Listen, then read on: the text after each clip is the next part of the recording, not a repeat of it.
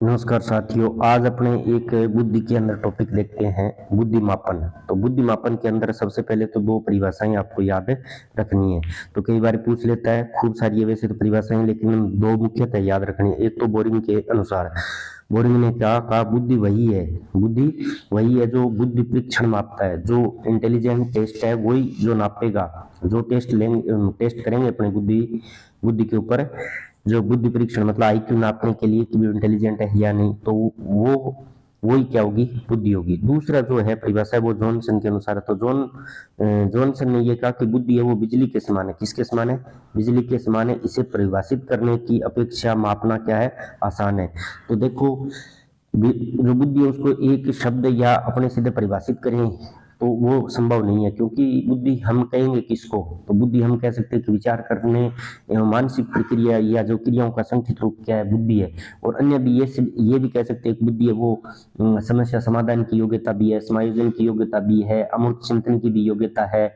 उसके अलावा अपने ये भी कह सकते हैं कि जो समायोजन है, अमूर्त चिंतन है, समस्या समाधान है, तो ये सब क्या है, बुद्धि के कारण ही तो अपने कर पाते हैं। तो ये योग्यता भी क्या है, बुद्धि। तो ये कह रहा परिभाषित करने की अपेक्षा अपने क्या, बिजली के समान नापना क्या है, मापना सॉरी आसान है। तो बिजली को जैसे यूनिट में मापते हैं वैसे इसको माप लेंगे, तो इसको क्या है, आसान है।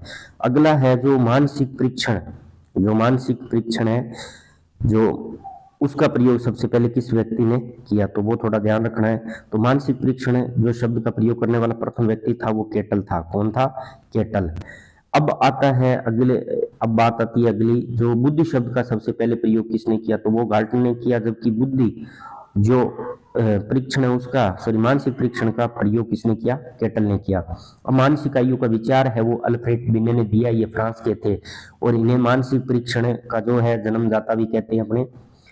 ये जो है 1908 के अंदर मानसिक आयु है, जो मेंटल जो एज है, उसका जो विचार दिया था 1908 के अंदर, ये याद रखना।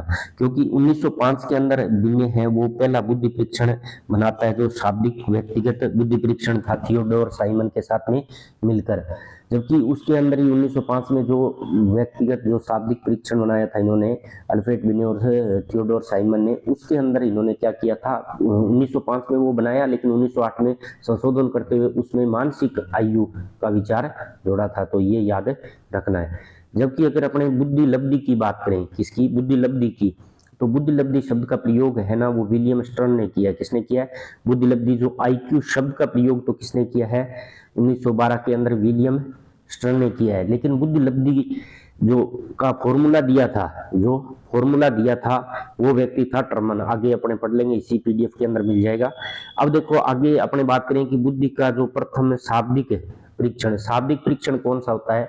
व्यक्तिगत का तो मतलब हो गया एक व्यक्ति के ऊपर काम मिलेंगे, और शाब्दिक का अर्थ हो गया कि जो पढ़े लिखे लोग हैं उन पर प्रयोग लेते हैं। उसका निर्माण 1905 के अंदर बिने और साइमन ने किया था। तो बिने और साइमन है, पहले बताया था मैंने। आगे अपने परीक्षण पढ़ेंगे खूब सारे, व्यक्तिगत और सामूहिक दोनों पढ़ेंगे। और परीक्षण होते हैं वो क्रियान्वयन के आधार पर दो प्रकार के होते हैं, एक होता है शाब्दिक और एक होता है अशाब्दिक। तो उसके अंदर शाब्दिक का मतलब है जो पढ़े लिखे लोगों पर प्रयोग मिले और जिसमें प्रश्नों की क्या हो, प्रश्न होते हैं सॉरी, ठीक है, प्रश्नों की एक निश्चित संख्या होती है। जब इन्होंने 1905 के अंदर ये परीक्षण बनाया था ना, उस टाइम में उसके अंदर प्रश्नों की संख्या 30 थी। कितनी थी? 30 थी। बाद में 1908 के अंदर है इन्होंने क्या दिया था, जो बिने है इन्होंने मानसिक आयु का विचार दिया। मानसिक आयु का विचार दिया।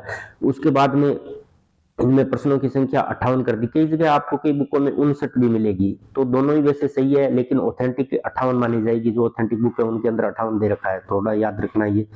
फिर है मानसिक जो लब्धि है, उसका जो प्रयोग है मानसिक लब्धि। देखो दो चीजें हैं, एक तो है जो बुद्धि लब्धि, एक है मानसिक लब्धि।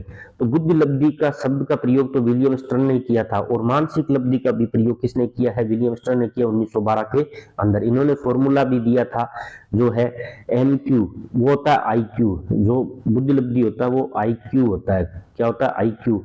और ये है एम क्यू, ठीक है। तो यहाँ पर एम ए मानसिक आयु बटे वास्तविक आयु, मेंटल एज बटे क्रॉनिकल एज, ठीक है। तो ये मानसिक लब्धि का फॉर्मूला विलियम स्टर्न ने दिया। बुद्धि लब्धि का प्रयोग भी विलियम स्टर्न ने किया था, शब्द का प्रयोग। जबकि फॉर्मूला जो है किसका फॉर्मूला, अगर अपने बात करें कि बुद्धि लब्धि का फॉर्मूला, बुद्धि लब्धि का जो फॉर्मूला है वो दिया था टर्मन ने। किसने दिया? टर्मन ने 1916 के अंदर, लेकिन प्रयोग है वो 1912 के अंदर विलियम स्टर्न करता है। ठीक है, ये याद रखना। इसमें क्या IQ बराबर क्या होता है, बुद्धि लब्धि बराबर क्या होता है, मानसिक आयु बटे वास्तविक आयु इंटू 100। ठीक है, ये याद रखना है। उसके बाद में बात करें अपने प्रथम क्रियात्मक परीक्षण, कौन सा प्रथम जो क्रियात्मक परीक्षण है वो किसने बनाया, तो वो याद रखना प्रथम क्रियात्मक परीक्षण 1866 के अंदर सेगुइन बनाता है। उसके बाद में एक जो प्रश्न है वो देख लेते हैं अपने हल करके, जो IQ से संबंधित है, आया हुआ है शायद। एक 25 वर्षीय लड़का जिसकी आयु कितनी है, 16 वर्ष। ये आयु है वो मानसिक आयु है, कैसी है, मानसिक MA है ये। ठीक है, यहाँ लिखा नहीं है शायद, जिसकी मानसिक आयु 16 वर्ष है, IQ क्या होगा, तो उस 25 वर्षीय लड़का, ये तो उसकी क्या होगी, वास्तविक एज हो गई, क्रॉनिकल एज हो गई। तो ये तो नीचे लिख देंगे, ऊपर क्या है, मानसिक आयु। तो मानसिक आयु कितनी है, 16 वर्ष बट्टे 25 इंटू 100, ये फॉर्मूला लगा देंगे जो टर्मन ने दिया था, उस फॉर्मूले का प्रयोग करते हुए। तो यह 25 के 100 4 पे कट गया और इसका गुणा करेंगे 64 आ जाएगा। तो इसका IQ कितना है, 64 है। अब देखो जो बुद्धि मापन का काम है ना, वो 3 तरीके से अपने मान सकते हैं। देखो कैसे, कि पहले है ना 1905 से लेकर जो 1911 तक का जो समय था, 1911 तक का जो समय था वो था बिने का, या बिनेट बोल सकते हैं। तो उससे पहले जो बुद्धि का मापन होता था वो कैसे होता था, और 1911 के बाद में बुद्धि का मापन है वो किस तरीके से हो रहा है, उसके आधार पे देखते हैं। तो 1905 से पूर्व जब बुद्धि का मापन होता था ना, बुद्धि का मापन 1905 से पहले, तो उस टाइम में है ना बुद्धि, उस टाइम में जो अवैज्ञानिक काल था 1905 से पहले। ठीक है, और 1905 के बाद जो भी काल है वो वैज्ञानिक काल है। बुद्धि मापन का क्या है, वैज्ञानिक काल। तो जब 1905 से पूर्व जब बुद्धि का मापन होता था वो शारीरिक संरचना के आधार पर होता था। तो यहाँ पर जैसे लिख दिया कि बिन्ने से पूर्व का काल, कौन सा, बिन्ने से पूर्व का काल कौन सा है, देखो बिन्ने से पूर्व का काल में बुद्धि मापन, मतलब 1905 से पूर्व की बात कर रहा है ये। तो आधार क्या था उस टाइम में, शारीरिक संरचना के आधार पर, शारीरिक संरचना के आधार पर। मान लो किसी का जो सिर है उसका आकार बड़ा है तो उसको इंटेलिजेंट मान लेते थे पहले, 1905 से पहले। तो इसके अंदर है लेवेटर आ जाता है मनोवैज्ञानिक, या लेवेस्टर। तो ये एक ही बात है, लेवेटर आ जाए या लेवेस्टर आ जाए, इन्होंने शारीरिक संरचना के आधार पर बुद्धि मापन का पहला प्रयास किया था 1972 के अंदर, ये याद रखना है। उसके बाद में देखते हैं जो बुद्धि शब्द का है वो सबसे पहले प्रयोग किसने किया, और इसी टाइम में है ना जो 1905 से पूर्व, 1905 से 1911 अल्फ्रेड बिनेकर है, उसी टाइम है ना। तो ये गाल्टन मनोवैज्ञानिक हुए थे जिन्होंने 1885 के अंदर सबसे पहले किस शब्द का प्रयोग किया था, बुद्धि शब्द का प्रयोग किया था। और इसी टाइम केटल था, तो केटल ने मानसिक परीक्षण है वो उस शब्द का प्रयोग किया था 1890 के अंदर। यह काल अवैज्ञानिक था, ये समझ गए, ये प्रारंभिक काल है ही, ये बता दिया मैंने। इसके बाद में इसके मनोवैज्ञानिक देख लेते हैं भी कौन कौन से मनोवैज्ञानिक थे। तो इसके अंदर लेवेस्टर है, जो शारीरिक संरचना के आधार पर बुद्धि मापन का जो पहले प्रयास किया वो है लेवेटर, या लेवेस्टर भी बोल देते हैं।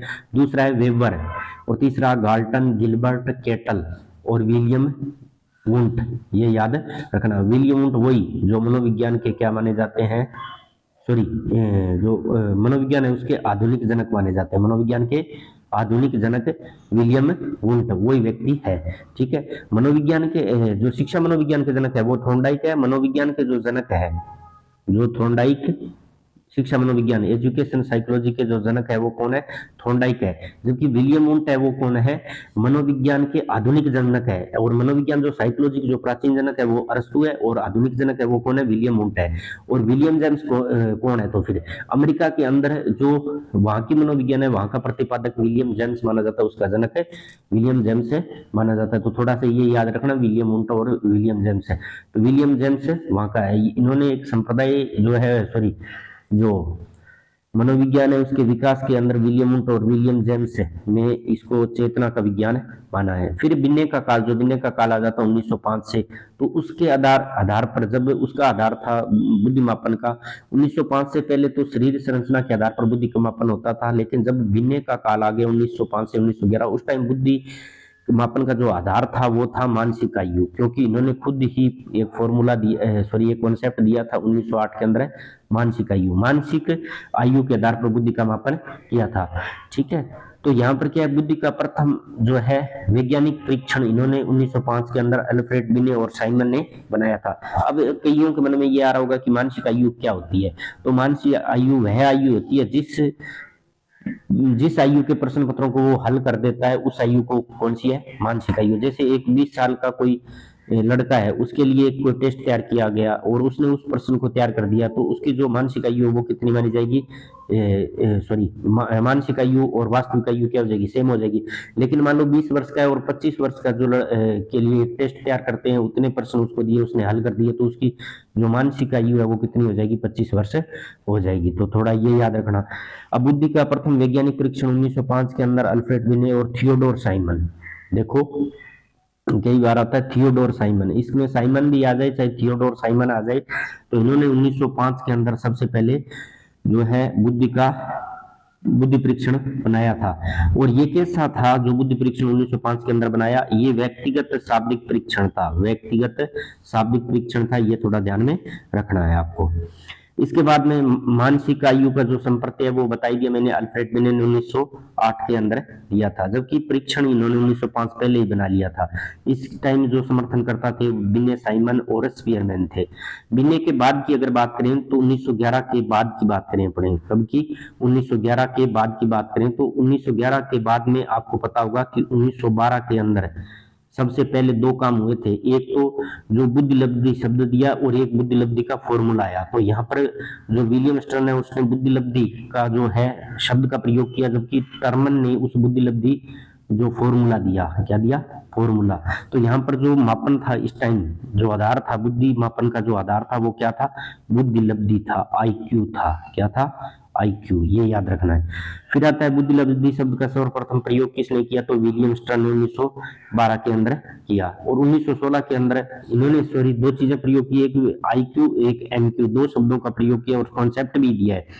देखो बुद्धि लब्धि शब्द का प्रयोग कौन करता है, विलियम स्टर्न करता है। और जो मानसिक लब्धि है एमक्यू, एमक्यू का कॉन्सेप्ट मतलब संप्रत्यय है वो किसने दिया, विलियम स्टर्न ने दिया, 1912 के अंदर दिया। ठीक है, तो ये याद रखना दोनों चीजें। उसके बाद में आता है जो फॉर्मूले की बात करें, अपने बुद्धि लब्धि फॉर्मूले की बात करें, वो टर्मन ने दी आईक्यू, जो एम ए बटे सी ए इंटू 100 होता है, जो मानसिक आयु बटे वास्तविक आयु इंटू 100 होता है, या कालक्रमिक आयु भी बोल देते हैं। बुद्धि लब्धि का सर्वप्रथम सूत्र विलियम स्टर्न ने दिया, परंतु यह त्रुटिपूर्ण था, ये याद रखना, क्योंकि उसके अंदर क्या था, जो एमक्यू था उसके अंदर 100 से मल्टीप्लाई नहीं किया गया था, तो वो थोड़ा सा याद रखना। वैसे आपको टर्मन ही याद रखना है, ठीक है, विलियम स्टर्न ने केवल से शब्द का प्रयोग किया है। ठीक है, उसके बाद में अपने ये फॉर्मूला है, जैसे बुद्धि लब्धि के लिए ये आया हुआ क्वेश्चन है, तो इसके अंदर देखो दोनों चीजें आई हुई है, तो कि ये फॉर्मूला किसने दिया, ये आया हुआ सवाल है, तो ये प्रश्न सॉरी निम्नलिखित प्रश्नों में किसने दिया, तो ये जो फॉर्मूला ये किसने दिया, तो दोनों ऑप्शन थे, विलियम स्टर्न भी था, टर्मन भी था, तो ऑप्शन में से कौन माना जाएगा, टर्मन माना जाएगा। ठीक है, तो अब है ये टर्मन की जो बुद्धि लब्धि सारणी है, तो थोड़ा उसको देख लेते हैं। जैसे उसने कहा कि अगर किसी व्यक्ति का आईक्यू है वो जीरो से जो है चॉइस होता है, वो होता है महामूड। ठीक है, या अपने कह सकते हैं कि वज्र बुद्धि, जिसको कहीं से थोड़े से कहीं से कुछ भी नहीं तोड़ सकते अपने, वो कौन सी हो जाएगी, वज्र बुद्धि हो जाएगी। ठीक है, अपने कह सकते हैं कि इडियट भी बोल सकते हैं इसको। फिर जो है 25 से 49, ये याद करनी पड़ेगी आपको, कैसे आप याद कर सकते हो इसको। इसके बाद में जो है 25 से 49 है, वो क्या है, महामूर्ख, ये क्या है, महामूड है, और ये क्या है, महामूर्ख या हीन, ये थोड़ा सा याद रखना। और 50 से 69 है, वो क्या होगा, मूर्ख होगा। तो महामूर्ख है उसकी जो है आईक्यू होगा वो 50 से 69 के बीच में होगा। ये ऑथेंटिक जो है टेबल मानी जाती है, क्योंकि ये टर्मन ने दी थी। अब इसके बाद में आता है 70 से, जो 70 70 से 79 तक इसको याद रखना है। औसत से कम या निर्बल बुद्धि या इसी को हम बोलते हैं क्षीण बुद्धि, ठीक है, ये याद रखना। तो ये इसका आईक्यू कितना 70 से 80 तक है, ये याद रखना। फिर आता है मेन इंपॉर्टेंट, यहाँ से क्वेश्चन पूछ सकता है आपको कि ये मंद बुद्धि बालक या पिछड़े बालकों की जो बुद्धि लब्धि है वो कितनी होती है। तो 80 से 89 तक है जो है वो पिछड़े बालक और मंद बुद्धि बालकों की जो बुद्धि लब्धि कितनी होती है, 80 से 89 तक होती है। फिर एवरेज आ जाएगा 90 से 109 तक सामान्य होती है, और 110 से 119 तक है वो औसत से अधिक होती है, और 129 120 से 129 होता है वो श्रेष्ठ उत्तम, ठीक है, और 130 से 139 से अति श्रेष्ठ, और ये होता है जीनियस हो जाएगा, ठीक है, गॉड गिफ्ट 140 से ऊपर। इसके बाद में अपने आगे देखते हैं, ठीक है, जैसे इसके अंदर अपने देख लेते हैं, जैसे बेसल वर्ष है और टर्मिनल वर्ष है, दो वर्ष है वो थोड़े से अपने देख लेते हैं। तो बेसल वर्ष क्या है, बेसल वर्ष किसको बोलेंगे, तो जिस आयु के प्रश्न पत्रों को वो हल कर देता है, जिस अधिकतम आयु के प्रश्नों को हल कर देता है वह क्या होगा, उसका बेसल वर्ष है। और टर्मिनल वर्ष जिस आयु स्तर के प्रश्नों को हल नहीं कर पाता उसके लिए वो क्या हो जाएगा, टर्मिनल वर्ष। देखो जो सारणी मैंने टर्मिनल की बताई थी उसके आधार पर क्वेश्चन आ सकता है, जैसे ये आया हुआ है, यदि एक बालक की वास्तविक आयु 12 वर्ष और 6 माह है, कितनी, 12 साल और 6 वर्ष है, 6 माह है, तथा इसकी मानसिक आयु 18 वर्ष है, तो टर्मन के अनुसार बुद्धिमत्ता जो आईक्यू है या वो कैसा होगा, इंटेलिजेंट होगा, कैसा होगा, स्तर क्या होगा। तो इसको आपको हल करना होगा, और हल करने के बाद में इसको आप समझ पाओगे। तो सबसे पहले अपने देखते हैं जो वास्तविक आयु है उसको वर्ष में कन्वर्ट कर लो, किस में कर लो, वर्ष में। तो यहाँ पर देखो 6 महीने, तो इसमें 12 का भाग लगा देंगे तो ये किस में हो जाएगा कन्वर्ट है, वर्ष में हो जाएगा, किसमें, वर्ष में। तो 6 में 12 का भाग लगा देंगे, फिर यहाँ ये मिश्रित भिन्न हो गई और इसको हल कर लेंगे, ठीक है। तो ये इस आधार पर कर सकते हैं, ठीक है। फिर इसकी जो है वास्तविक आयु जो है वो दे रखी है, कितनी दे रखी है, 18 वर्ष दे रखी है। तो इसमें फॉर्मूले में रख देंगे और आपने आई क्यू का मान निकाल लेंगे। तो यहाँ आई क्यू का मान है वो 144 आ रहा है। तो 140 से ऊपर होता है वो कैसा, 140 से ऊपर होता है वो जीनियस होता है, या आपने क्या क्या कह सकते हैं, प्रतिभाशाली है। तो यहाँ पर देखो, तो इसमें औसत बुद्धि प्रतिभाशाली, तो प्रतिभाशाली हो जाएगा, ठीक है। और बुद्धि परीक्षण है वो बाद में पढ़ लेंगे अपने अगली क्लास के अंदर। और वीडियो को ज़्यादा से ज़्यादा लाइक करें और शेयर करें, जिससे मेरे को मोटिवेशन मिले मैं और ऐसी वीडियो बनाऊं।